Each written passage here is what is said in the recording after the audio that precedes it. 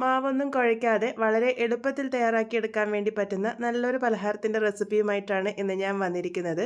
എണ്ണയിലൊന്നും മുക്കി പൊരിക്കാതെ ഒരു പലഹാരം തയ്യാറാക്കാനാണ് നിങ്ങൾ സെർച്ച് ചെയ്യുന്നുണ്ടെങ്കിൽ കറക്റ്റായിട്ടുള്ള ഒരു വീഡിയോ ആണിത്. ഇതെങ്ങനെയാണ് ഉണ്ടാക്കുന്നതെന്ന് നോക്കാം. അതിന് മുന്നേയായിട്ട് എൻ്റെ വീഡിയോസ് ആദ്യമായിട്ട് കാണുന്നവർ ഞാനിടുന്ന വീഡിയോസ് ഇഷ്ടമാവുന്നുണ്ടെങ്കിൽ ചാനൽ ഒന്ന് സബ്സ്ക്രൈബ് ചെയ്ത് സപ്പോർട്ട് ചെയ്യാൻ മറന്നു പോവല്ലേ. സബ്സ്ക്രൈബ് ചെയ്യുമ്പോൾ തൊട്ടടുത്ത ബെല്ലൈക്കൺ പ്രസ് ചെയ്ത് ഓൾ എന്ന ഓപ്ഷൻ എനേബിൾ ചെയ്യുകയാണെങ്കിൽ ഞാനിടുന്ന വീഡിയോസിൻ്റെ നോട്ടിഫിക്കേഷൻ നിങ്ങൾക്ക് കിട്ടുന്നതായിരിക്കും.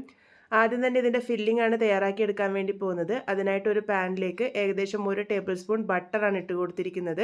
ബട്ടറിൻ്റെ കൂടെ തന്നെ കുറച്ച് എണ്ണ കൂടെ ഒഴിച്ചു കൊടുക്കുന്നുണ്ട്. അത് ബട്ടർ കരിഞ്ഞു പോവാതിരിക്കാൻ വേണ്ടിയിട്ടാണ് എണ്ണ ഒഴിച്ചു കൊടുക്കുന്നത്. അതിനുശേഷം ഇതിലേക്ക് 1 ടേബിൾ സ്പൂൺ വെളുത്തുള്ളി ചതച്ചെടുത്തതാണ് ചേർത്ത് കൊടുത്തിരിക്കുന്നത്. ഹൈ ഫ്ലെയിമിൽ ഒന്ന് വഴറ്റിയെടുക്കാം. വെളുത്തുള്ളിയുടെ കളറൊക്കെ ഇതുപോലെ മാറി വരുമ്പോൾ അതിലേക്ക് ഒരു മീഡിയം വലുപ്പത്തിലുള്ള സവാള ചെറുതായിട്ട് കട്ട് ചെയ്തതാണ് ഇട്ട് കൊടുക്കുന്നത്. നീളത്തിലാണ് ഞാൻ കട്ട് ചെയ്തെടുത്തിരിക്കുന്നത്. വീണ്ടും ഹൈ ഫ്ലെയിമിൽ തന്നെ നമുക്ക് നന്നായിട്ടൊന്ന് വഴറ്റിയെടുക്കാം.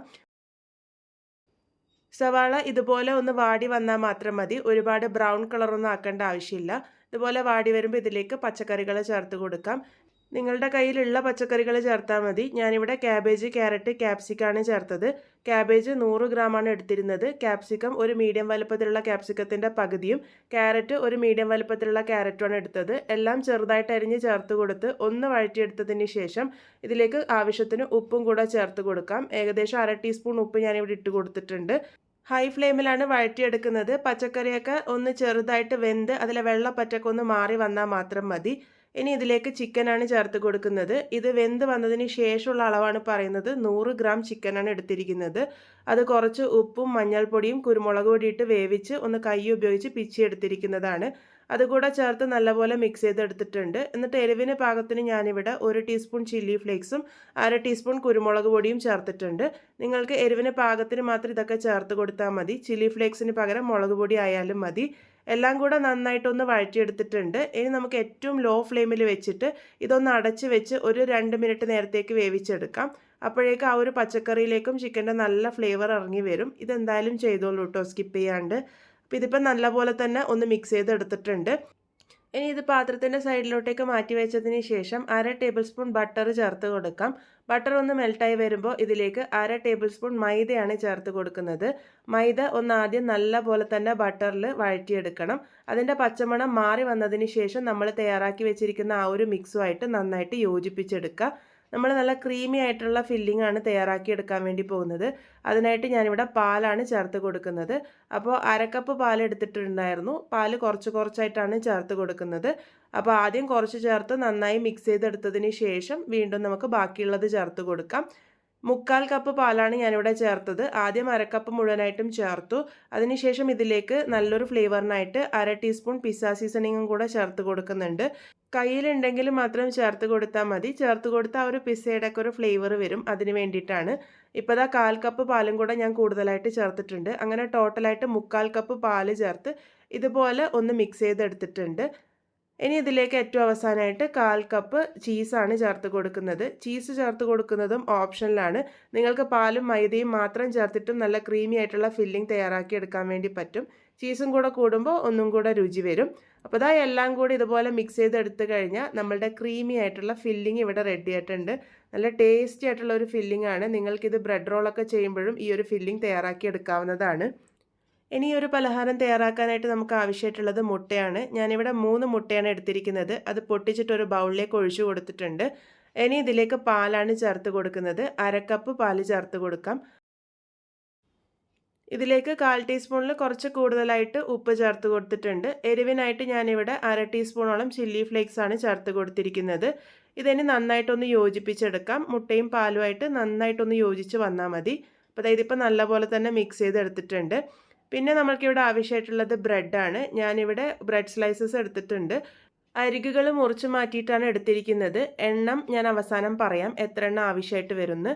ഇനി ഇവിടെ ഒരു പാൻ അടുപ്പിൽ വെച്ച് അതിലേക്ക് കുറച്ച് ബട്ടർ ഇട്ട് ഒന്ന് എല്ലാ ഭാഗത്തേക്കും സ്പ്രെഡ് ചെയ്ത് കൊടുക്കാം. അതിനുശേഷം നമ്മൾ തയ്യാറാക്കി വെച്ചിരിക്കുന്ന മുട്ടയുടെ മിക്സിൽ നിന്നും ഒരു തവി മാവ് ഒഴിച്ചിട്ട് എല്ലാ ഭാഗത്തേക്കും എത്തുന്ന രീതിക്ക് ഒന്ന് ചുഴറ്റി കൊടുക്കാം. ഏറ്റവും താഴെ ഒരു ബേസാക്കി എടുക്കുകയാണ് ചെയ്യുന്നത്. ഇതുപോലെ ഒന്ന് ചെറിയൊരു ലെയറായിട്ട് ഒന്ന് ചുഴറ്റിയെടുത്താൽ മതി. ഒരുപാട് കട്ടിക്കൊന്നും വേണ്ട. ഇതുപോലെ ചെയ്തെടുത്ത പാടന്നെ ഫ്ലെയിം ഓഫ് ചെയ്ത് നമുക്കത് ബാക്കിയുള്ള കാര്യങ്ങൾ ചെയ്യാൻ വേണ്ടിയിട്ട് മാറ്റി വയ്ക്കാം. ഇനി ഇതിലേക്ക് ബ്രെഡ് നമ്മൾ എങ്ങനെയാണ് സെറ്റ് ചെയ്യുന്നത് നോക്കാം. ബ്രെഡ് നമ്മൾ തയ്യാറാക്കി വെച്ചിരിക്കുന്ന മുട്ടയുടെ മിക്സിൽ നല്ലപോലെ ഡിപ്പ് ചെയ്തിട്ട് ഒരു ലെയർ പോലെ തയ്യാറാക്കിയെടുക്കുകയാണ് ചെയ്യുന്നത്. അപ്പോൾ ദാ ഇതുപോലെ ഒന്ന് ലെയർ ചെയ്തെടുത്തിട്ടുണ്ട്. ഈ ഒരു ലെയർ തയ്യാറാക്കാൻ വേണ്ടിയിട്ട് ഏകദേശം 4.5 ബ്രെഡാണ് എനിക്ക് ആവശ്യമായിട്ട് വന്നത്.